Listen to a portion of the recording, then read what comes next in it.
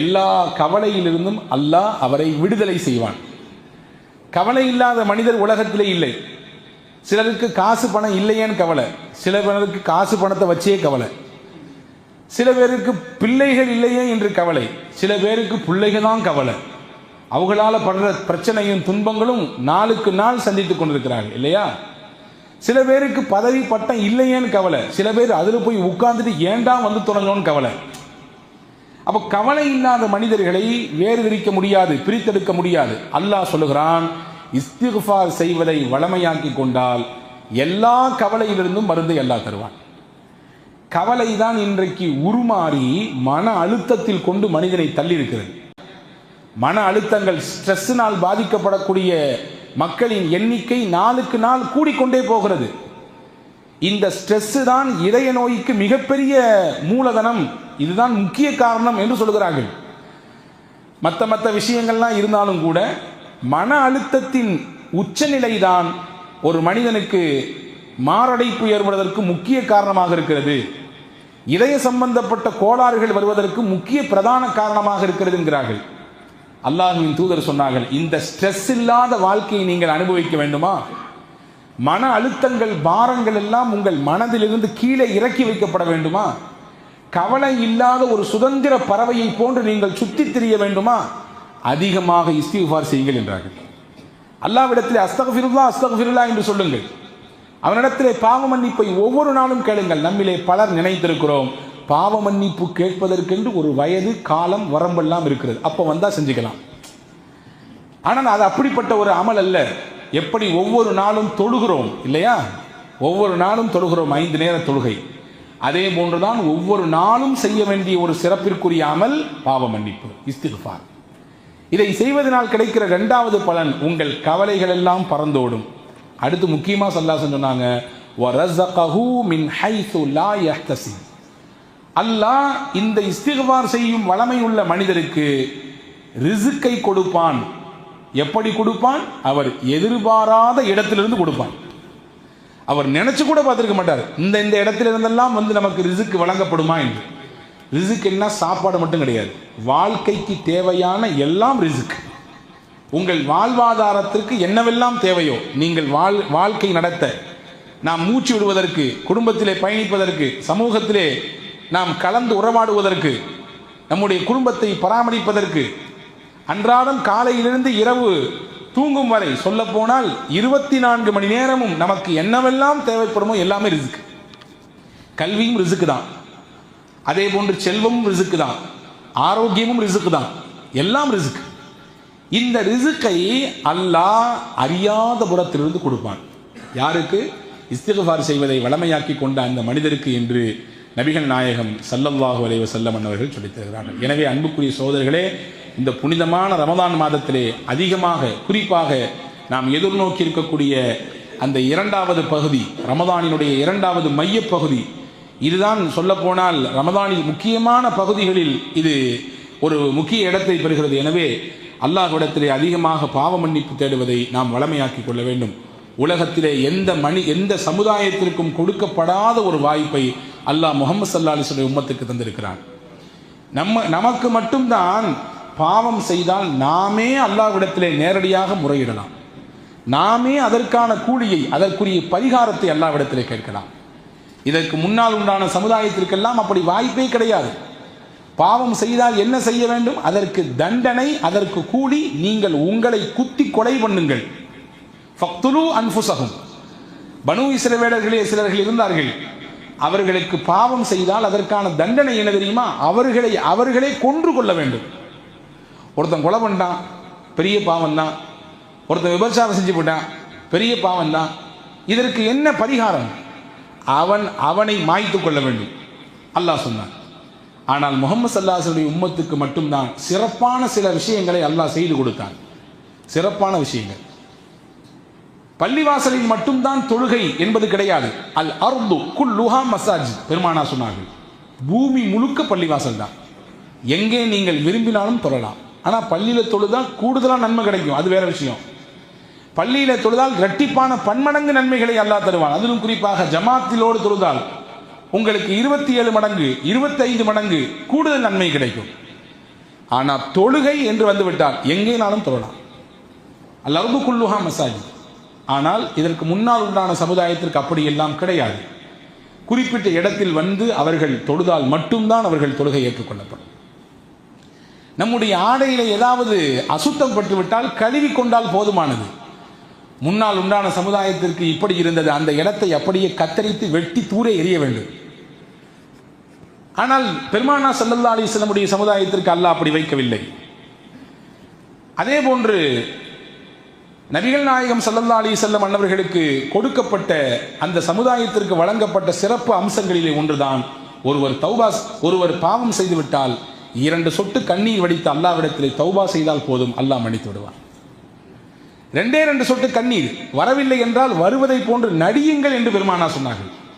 உபுகு ஃபஇல்லம் தபுகு ஃபத்தபாகு. நீங்கள் கண்ணீர் வடிப்பதற்கு முயற்சியுங்கள் அல்லாஹ்வின் சன்னிதானத்திலே. உங்கள் பாவக்கரைகளை எண்ணி உங்கள் கண்ணீர் வரவில்லையா, கண்ணீர் வருவதை போன்று பாவனை செய்யுங்கள். அழுவதை போன்று நீங்கள் அல்லாஹ்விடத்தில் நடியுங்கள். தொழுவதை போன்று நடிக்க முடியாது. நோன்பு வைப்பதை போன்று நடிக்க முடியாது. ஜக்காத்து கொடுக்கிற மாதிரி இங்கிட்டு கொடுத்து அங்கிட்டு வாங்க முடியாது, நடிக்க முடியாது. ஹஜ்ஜுக்கு போகாமையே ஹாஜில் போட்டுக்கிட்டு நம்ம நடிக்க இயலாது. ஏதாவது செயலை செய்து நடிக்க முடியுமா? இபாதத்திலே குரான் ஓதுற மாதிரி அப்படி வேற ஏதாவது படிச்சுக்கிட்டு அப்படி நடிக்கிற மாதிரி காட்சிப்படுத்த முடியுமா? அப்படி காட்சிப்படுத்தினால் அதற்கு நன்மை உண்டா? தொழுவதை போன்று ஒருவர் நடிக்கிறார், தொழவில்லை, நன்மை உண்டா? கிடையாது. ஆனால் ஒரு விஷயத்தை அல்லாஹ்வின் தூதர் செய்ய சொல்கிறார்கள். செய்ய இயல்பாக வரவில்லையா, நீங்கள் செய்வதை போன்று பாவனை செய்யுங்கள். அந்த அந்த அந்த அந்த பாவனையை கொண்டு வாருங்கள், அதற்கு அல்லாஹ் நன்மை கொடுப்பார். அப்படி என்றால் எவ்வளவு பெரிய ஒரு பேர் உபகாரத்தை பெருமானா ஸல்லல்லாஹு அலைஹி வஸல்லம் அவர்கள் இந்த உம்மத்திற்கு வாங்கி தந்திருக்கிறார்கள் என்பதை நாம் இங்கே கவனப்படுத்த வேண்டும். எனவே அன்புக்குரியவர்களே, புனிதமான இந்த ரமதான் மாதத்திலே அல்லாஹ்விடத்திலே ஒவ்வொரு நாளும் கண்ணீர் விட வேண்டும். ஒவ்வொரு நாளும் நம்முடைய கண்ணீர் என்பது விலை மதிப்பற்றது. அது அல்லாஹ்வின் சன்னிதானத்திலே விடுமையானால் அதை விட பெரிய விஷயம் அவனை திருப்திப்படுத்துவதற்கு வேற எதுவுமே இல்லை. வீட்டில் திடீர்னு 4 பேர் வந்து நின்று ஏதாவது முறைக்கிறாங்க, கடினமான வார்த்தை பேசுறாங்க, கூணு கும்பிடு போட்டு விடுகிறான் மனிதன் இல்லையா? என்னை விட்டு நான் புள்ள குட்டிக்காரன் சொல்றானா? ஏதாவது வீட்டிலே சிரமம், குடும்பத்திலே பிரச்சனை, தனிமையிலே உட்கார்ந்த அந்த கவலையிலே அவன் கண்ணெல்லாம் கலங்குகிறது. தன் பிள்ளைகளின் எதிர்காலத்தை நினைத்து கண் கலங்குகிறான். தன் தொழிலில் ஏற்பட்ட வீழ்ச்சியை நினைத்து வருந்துகிறான், மனம் வேதனைப்படுகிறான். தன்னை சுற்றி இருக்கக்கூடியவர்கள் கொட்டென்று கொட்டுகிறார்களே, என்ன செஞ்சு எதற்கு அப்படி நினைச்சு வேதனைப்பட்டு கலங்குகிறான். இதுவெல்லாம் மனித இயல்பு. அல்லாஹ்வின் சன்னிதானத்திலே உட்கார்ந்து தன் கடந்த காலத்தை நினைத்து தான் வந்திருக்கக்கூடிய பாதையில் எவ்வளவு பாவங்கள், எவ்வளவு அல்லாஹ்விற்கு மாற்றங்கள், எவ்வளவு கோபமான காரியங்களை சம்பாதித்திருக்கிறோம் என்று நினைத்து அந்த கடந்த காலத்தை நினைத்து கண்ணீர் விடுகிற பொழுது அந்த கண்ணீர் இருக்கிறது அல்லாஹ்விடத்திலே மகத்தான கூலியை பெற்றுத் தரும். ரசூலுல்லாஹி ஸல்லல்லாஹு அலைஹி வஸல்லம் சொன்னார்கள், ஒரு அடியான் தன் பாவங்களை நினைத்து விடக்கூடிய அந்த ஒரு சொட்டு கண்ணீருக்கு அல்லாஹ் கொடுக்கிற மதிப்பு என்னவென்றால், தராசின் தட்டிலே அடியானின் பயத்தால் வெளிப்பட்ட ஒரு சொட்டு கண்ணீரை எடுத்து வைத்து இன்னொரு மறுபக்கம் இந்த உலகத்தை தூக்கி வைத்தாலும் அந்த அடியானின் அச்சத்தால் வந்த அந்த கண்ணீர் துளிதான் கணத்தில் தாழ்ந்து நிற்கும் என்றார்கள். உலகமே தூக்கி வைத்தாலும் மேலே போய்விடும், அது கணம் இருக்காது. அடியான் வெளிப்படுத்திய அந்த ஒரு சொட்டு கண்ணீர், பயத்தால் வெளிவந்த அந்த கண்ணீர் துளி இந்த உலகத்தை தூக்கி சாப்பிடும் அளவிற்கு ஆற்றல் மிக்கது, பலமிக்கது என்று பெருமானார் ஸல்லல்லாஹு அலைஹி வஸல்லம் சொன்னார். எனவே அன்புக்குரிய சகோதரர்களே, ஒவ்வொரு நாளும் இந்த ரமதானிலே நாம் அல்லாஹ்வின் சன்னிதானத்திலே கண்ணீர் வடிக்க வேண்டும். கண்ணீர் வடித்து கேட்பதற்குரிய மிகச்சிறந்த நாட்கள் இந்த ரமதானை தவிர வேறு எதுவுமே கிடையாது. கண்ணீர் விடுத்து அவனிடத்திலே நம்முடைய குறைகளையும் நம்முடைய தேவைகளையும் நம்முடைய பாவங்களையும் முறையிடுவதற்கு இந்த நாட்களில் இருக்கக்கூடிய இரவை போன்று வேறு எந்த நாட்களிலும் கிடையாது. எனவேதான் நபிகள் நாயகம் ஸல்லல்லாஹு அலைஹி வஸல்லம் இதன் பகலிலும் இரவிலும் மனிதர்கள் செய்யக்கூடிய இபாதத்திற்கு அல்லாஹ் தருகிற வெகுமதியை பற்றி சொன்னார்கள். வெகுமதியை பற்றி சொன்னார்கள். மன் சாம ரமதான ஈமானன் வஹ்திசாபா, யார் நன்மையை எதிர்பார்த்து அல்லாஹ்வின் மன்னிப்பையின் மீது ஆதரவு வைத்து பகல் காலங்களிலே இந்த ரமதானில் நோன்பு வைக்கிறாரோ, ஊஃபிர லஹு மா தகத்தம மின் தன்பி, அவருடைய பாவங்களை எல்லாம் அல்லாஹ் மன்னித்து விடுவார். ரெண்டாவது சொன்னாங்க, மன் காம ரமதான ஈமான வஹ்திசாபா, ரமதானில் யார் நன்மையை எதிர்பார்த்து அல்லாஹ்வின் பாவ மன்னிப்பின் மீது ஆதரவு வைத்து இரவிலே நின்று வணங்கி வழிபடுவதற்கு முயற்சிப்பார், அல்லாஹ்வின் தூதர் சொன்னார்கள், அவருடைய முந்தைய பாவங்களை எல்லாம் அல்லாஹ் மன்னித்து விடுகிறார்.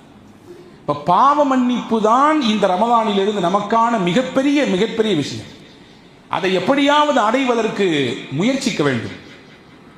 முக்கியமான ஒரு டெண்டர் விடுகிறான் வைத்துக் கொள்ளுங்கள், நம்முடைய கம்பெனியிலிருந்து அதை எடுக்க வேண்டும். எவ்வளவு முயற்சிக்கிறோம், ஒரு மிகப்பெரிய வாய்ப்பு வருகிறது, அதை அடைவதற்கு, அதை நாம் தனதாக்கிக் கொள்வதற்கு எவ்வளவு முயற்சிகளை எடுக்கிறோம். முக்கியமான இடம் நம் வீட்டுக்கு பக்கத்திலே வருகிறது, வேற ஆள் வந்து வாங்கிவிட்டால் தொந்தரவு, எப்படியாவது இதை நாம் எடுத்துக்கொள்ள வேண்டும் என்பதன் மீது எவ்வளவு முயற்சி இருக்கிறது. தொழிலிலே போட்டி, கடும் போட்டி, ஆனால் இதிலே நாம் நிலைக்க வேண்டும், நிற்க வேண்டும், என்னென்ன தந்திரங்களை யோசிக்கிறோம், செய்கிறோம் இல்லையா?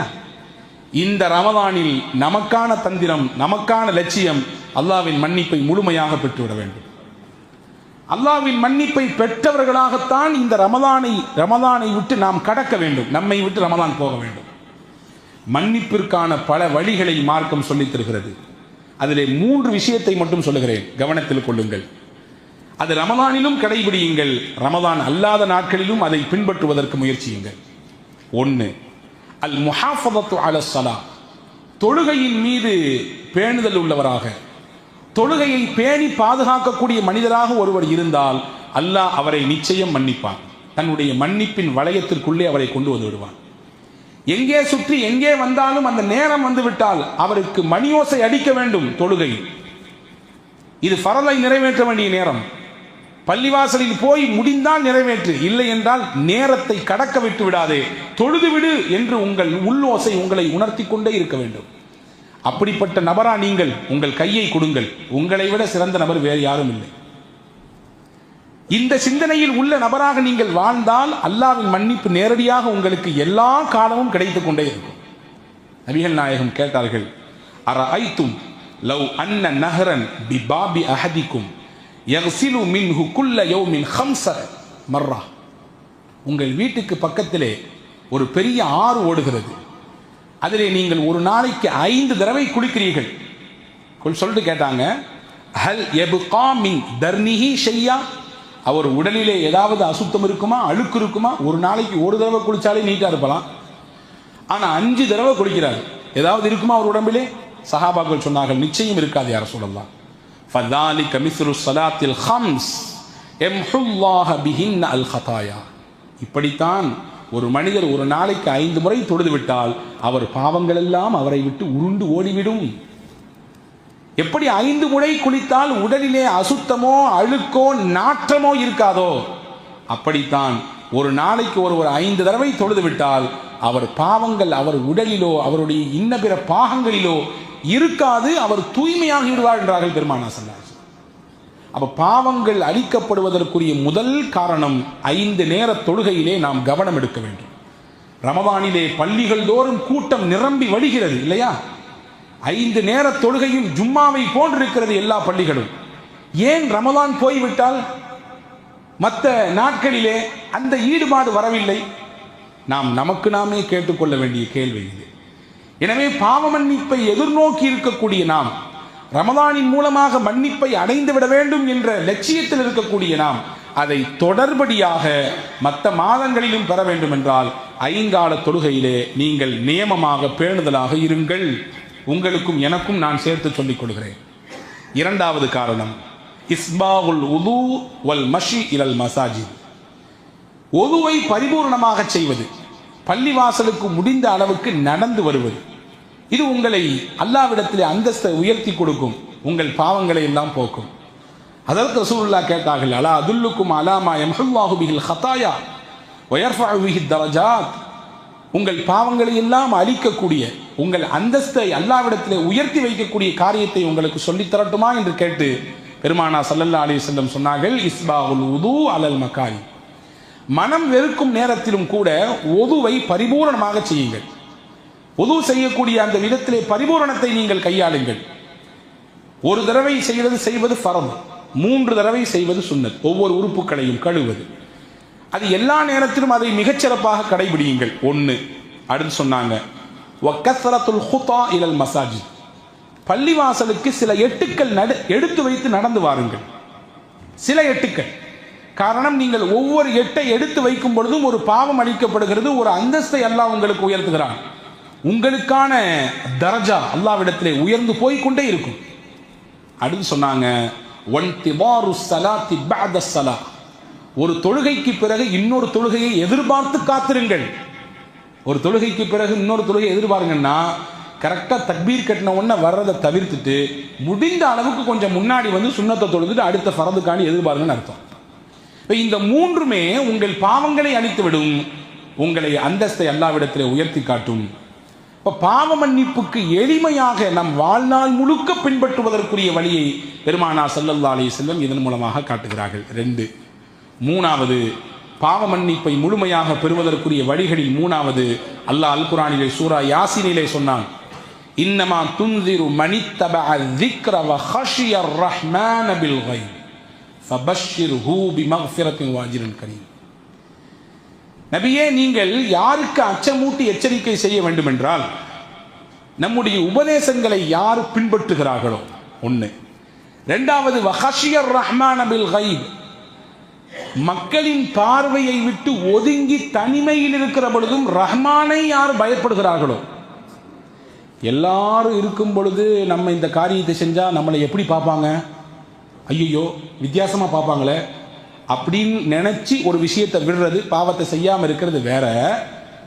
யாருமே இல்லாம தனி அறையில் இருக்கிற பொழுதும், பாவத்தின் எல்லா வாசல்கள் திறந்திருக்கிற நேரத்திலும், யாருடைய கண்களுக்கும் அகப்படாத இடத்தில் இருக்கிற பொழுது, எல்லா பாவத்தின் அலைபோசைகள் உங்கள் இடத்திலே வந்த நேரத்திலும் அல்லாஹ் இருக்கிறான்றதுக்காக வேண்டி ஒரு பாவத்தை தவிர்ந்தால், ஹஜ்ரத் ரசூலுல்லாஹ் சொன்னாங்க, அல்லாஹ் சொன்னா, ஃபபஷ்ஷிர்ஹு பிமக்ஃபிரத்தின் வஅஜ்ரின் கரீம். நபியே, அவருக்கு நீங்கள் சுப செய்தி சொல்லுங்கள். அல்லாஹ்விடத்திலிருந்து மகத்தான மன்னிப்பு அவருக்கு இருக்கிறது. வஅஜ்ரின் கரீம், சங்கையான கூலி அவருக்கு நாளை மறுமையிலே காத்திருக்கிறது என்றான் அல்லாஹ். அன்புக்குரியவர்களே, பாவத்தை தவிர வேண்டும்.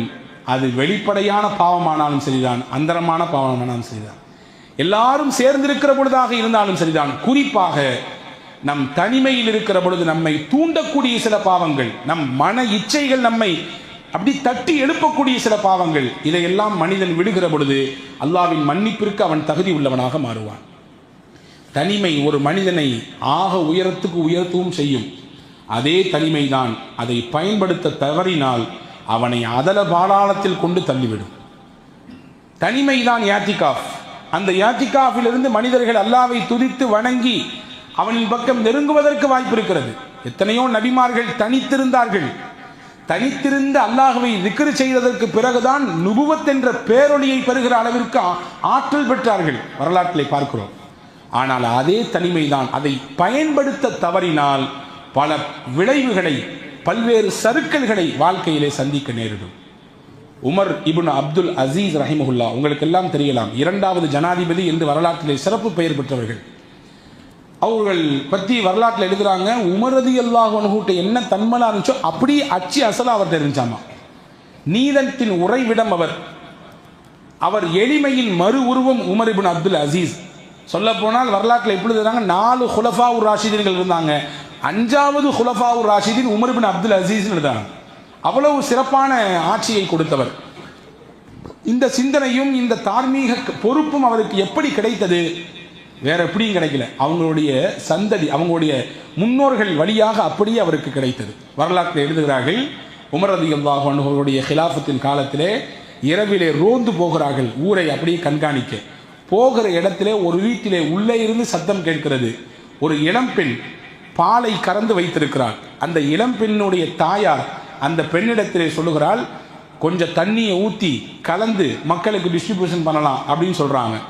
அந்த அம்மா சொல்லுது பண்ணக்கூடாது, உமர் அலி அல்லாவுடைய உத்தரவு இருக்குது, பாலில் தண்ணியை கலக்கக்கூடாது, தப்பு. அந்த அம்மா சொல்லிச்சாமா, உமர் என்ன ஹலீஃபா நம்ம வீட்டில் திறந்து போட்டா பார்த்துட்டு இருக்கிறாரு, வீட்டின் முகட்டை திறந்தா பார்த்திருக்கிறார், அவருடைய உத்தரவு இருக்கட்டும், நீ கலக்கிறத கல அப்படின்னு சொல்லி அம்மா சொல்ல, அந்த இளம்பெண் சொன்னது, உமர் பார்க்கல, உமரையும் உன்னையும் என்னையும் படைத்த அல்லாஹ் பார்க்கிறானே, உமர் பார்க்காட்டால் என்ன, அல்லாஹ் பார்க்கிறான், எனவே இந்த தப்பை செய்யக்கூடாது. இந்த பேச்சுவார்த்தை உமர் ரலியல்லாஹுவின் காதில் பட்டது, வேற ஒண்ணுமே சொல்லவில்லை. அந்த இடத்தை விட்டு கடந்து போய்விட்டார்கள். வீட்டுக்கு போய் தன்னுடைய மகனை கூப்பிட்டாங்க. அவங்க பேர் ஆசிம் பின் உமர். ஆசிம் ரலியல்லாஹுவை அழைத்து சொன்னார்கள், உனக்கு நான் ஒரு பெண் பார்த்திருக்கிறேன். அந்த பெண்ணினுடைய தன்மை இப்படியானது, அல்லாஹ்வை எல்லா நேரத்திலும் பயப்படக்கூடியது, குறிப்பாக தனிமையில் அந்த பெண் அல்லாஹ்வை அஞ்சுகிறாள். இதை விட வேற என்ன வேணும் பெண் பார்ப்பதற்கு தகுதி? இந்த தகுதியை வைத்து நான் உனக்கு பெண் பார்த்திருக்கிறேன், முடித்துக் கொள்கிறாயா? தாராளமாக முடிச்சுக்கிறேன் நான். ஆசிம் அந்த பெண்மணியை நிக்காக செய்தார். இந்த இருவருக்கும் ஒரு பெண் குழந்தை பிறந்தது. அந்த பெண் குழந்தையை அப்துல் அசீஸ் பின் மர்வான் இப்னு ஹக்கம், மர்வான் இப்னு ஹக்கம் என்று சொல்லக்கூடிய உமையாக்களின் மிகப்பெரிய ஆட்சியாளர்களில் ஒருவர், அவருடைய மகன் அப்துல் அசீஸ் ஆசிமுக்கு பிறந்த அந்த பெண் குழந்தையை திருமணம் செய்தார். இந்த தம்பதிகளுக்கு பிறந்தவர் தான் உமர் இப்னு அப்துல் அசீஸ். எங்கிருந்து உமர் இப்னு அப்துல் அசீஸுக்கு இந்த சிந்தனை வந்தது? நீதமாக இருக்க வேண்டும் என்ற பக்குவம் வந்தது, அல்லாஹ் பார்க்கிறான் என்கின்ற உணர்வோடு வாழ வேண்டும் என்கின்ற தன்மை பிறந்தது. அவங்க அம்மா வழியாக வந்தது, அவர்களுடைய மூதாதையர்களின் வழியாக வந்தது. எனவே அன்புக்குரிய சகோதரர்களே, இங்கே சொல்ல வரக்கூடிய செய்தி என்னவென்றால், அல்லாஹ் பார்க்கிறான் என்ற உணர்வு நம் தனிமையில் இருக்க, குறிப்பாக தனிமையில் இருக்க வேண்டும், எல்லா நேரத்திலும் இருக்க வேண்டும். அப்படி இருக்குமையானால் மனிதன் பாவத்தை விட்டு தவிர்ந்து வாழுவான்.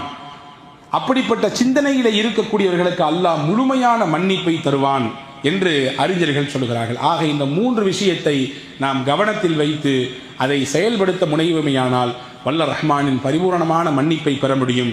தௌபாவிற்குரிய மாதமாக இருக்கிறது. அல்லாவிடத்திலே அழுது, அல்லாவிடத்திலே கண்டிப்போடு, அவனிடத்திலே உரிமையோடு கேட்கக்கூடிய மாதமாக இந்த ரமதான் இருப்பதினாலே நம்முடைய எல்லா தேவைகளையும் கேட்பதோடு நம்முடைய கடந்த காலத்திலிருந்து பாவங்கள் மொத்தமும் அளிக்கப்பட்டு தூய்மையானவர்களாக, பரிசுத்தமானவர்களாக நாம் மீண்டு எழ வேண்டும் என்கின்ற அக்கறையோடு நம்முடைய துவாவிலே இதை இணைத்துக் கொள்வோம். வல்ல ரஹ்மான் அப்படிப்பட்ட உயர்ந்த நற்பாக்கியத்தை உங்களுக்கும் எனக்கும் எல்லா மக்களுக்கும் வழங்கிய புரிவானாக. ஆமீன். வாஹிர் தாவானா அல்ஹம்துலில்லாஹி ரப்பில் ஆலமீன். அஸ்ஸலாமு அலைக்கும்.